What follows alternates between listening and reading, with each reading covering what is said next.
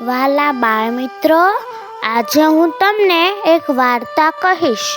વાર્તાનું નામ છે અક્કલ વગરની નકલ. રામપુર નામનું એક ગામ હતું. તેમાં એક ખેડૂત રહેતો હતો. એની પાસે એક ગધેડો અને એક કૂતરો પાળેલો હતો. હવે ગધેડાને એક વાતની ચિંતા હતી કે પોતે વધારે કામ કરતો હોવા છતાં બધા લોકો કૂતરાને જ વધારે પ્રેમ કરે છે. એકવાર ખેડૂત ઘરે આવ્યો ત્યારે કૂતરો મોટેથી ભસવા લાગ્યો અને પૂંછડી પટપટાવવા લાગ્યો. એટલે ખેડૂતે કૂતરાને પ્રેમથી હાથ ફેરવીને પોતાનો પ્રેમ બતાવ્યો. આ જોઈને ગધેડાને પણ વિચાર આવ્યો કે હું પણ માલિકનો પ્રેમ મેળવવા આવું જ કરીશ.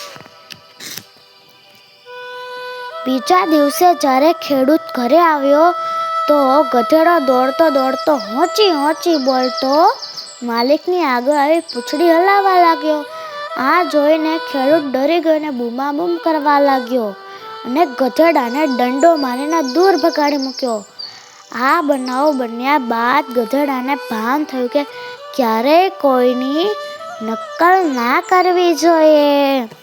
તો વાલા બાળમિત્રો, જો અમારી આ વાર્તા ગમી હોય તો અમારી ચેનલને લાઈક કરો, શેર કરો અને સબસ્ક્રાઈબ કરો.